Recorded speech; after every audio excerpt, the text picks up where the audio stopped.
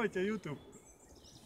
Dneska sme tu v krásnom lesiku, len dvaja, ja A01 a A06 za kamerou. Ostatní nemali čas. Dneska trošku som smutný, lebo mám upgrade v akáčku, ale nestrieda to dobre. Zrejme niečo s hop-up komorou, takže doma to budem musieť vyladiť. Mám novú montáž, novú staronovú, použitú, BP02, made in Belarus. Veľmi krásna montáž, je to na ostrú zbraň. Aj pekne ladí s kolimátorom PKM. Takto to nejako vyzerá. O upgrade bude porozprávané v samostatnom videu o tejto zbrani, ktoré pripravujem. Bude poskladané z viacerých častí, takže o tom asi ani viacej nejdem rozprávať. Ale chcem vám ukázať ešte niečo krajšie. Dneska som tu dovláčil so sebou až dve zbrane, lebo som potreboval vyskúšať tohto krásavca SVD Dragunov.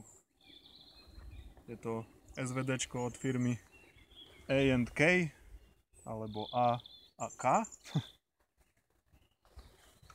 Je tu drevo od Eagle Force.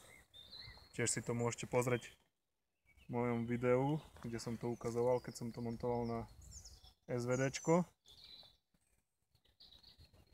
A 06 skúša nejaký detail. A mám tu takúto krásnu optiku. Je to originál na ostrú zbraň PO 4x24. Skúsime to zaostriť. Takto. Teraz to je vidno. Je to od firmy Schwabe. Taktiež v mojich videách je zrobená recenzia. Teraz som tam dal menší upgrade. Pružinku M160. Naťahuje sa brutálne ťažko. Musím mať takýto upgrade na mojom prste, aby tu bol biceps. Môžem ukázať asi, ako ťažko to... A niečo sa tu stalo. Aha. Povolil sa mi vo vnútri válec, čiže doma to budem musieť opraviť. Už sa mi to raz stalo. V tomto telese je válec a je prichytený iba jedným maličkým 1 mm červíkom. A ten červík sa povoľuje a potom sa stane to, čo sa stalo teraz. Čiže vám streľbu neukážem, ale doteraz som s ním streľal a išlo to vynikajúco. Môžem vám ukázať, čo to spravilo s takouto plechovkou. Z tejto strany bol vstup, z tejto strany bol výstup gule. 20 metrov. Aj tu vidno, aj tu. Tu na ne preletelo až von. Teraz robíme reklamu nejakému nápoju. Čiže asi toľko. Neviem, prečo to teraz tu zase povolilo. Ale aspoň môžem nastaviť lepšie hop-up komoru. Čiže asi toľko k tejto zbrani. Pozdravujem ostatných chalanov. A ešte ako môžete vidieť, vyhrábal som staré maskače doma. Keďže sme išli len dvaja. Treba trošku oprášiť aj slovenské woodlandy. Vyzerajú celkom pekne. Hlavne som bol smutný kvôli tomuto klobúku, lebo ho nemám k čomu nosiť. Čiže preto som to takto zobral. Takže ďakujem za zhliadnutie tohto videa. Píšte do komentov, čo vás zaujíma. Ešte jedna vec. Po pol roku používania týchto topánok môžete pozrieť, čo sa mi stalo so šnúrkami.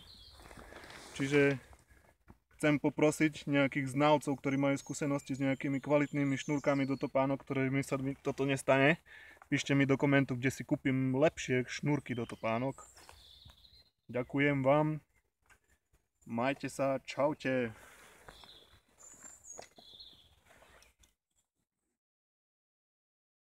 S SVDčkom nebolo nič. Iba som zostresoval. Bolo nabité, čiže preto to tak ľahko išlo. Čiže ukážem to ešte raz. Už som si dal tuning dole z prsta. Tak vyzerá po asi 30 strelách. A naťahuje sa to takto ťažko.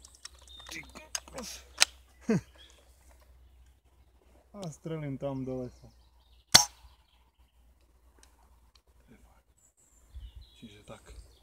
Skúsim ešte raz. Teraz som to nechal dobre.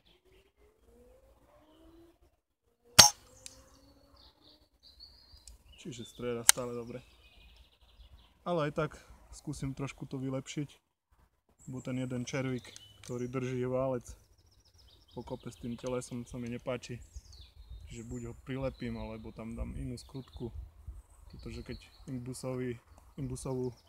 imbusový červík doťahujete, tak je to na hovno.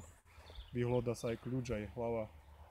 Čiže dám tam normálnu skrutku s normálnou hlavou. A bude to snáď lepšie.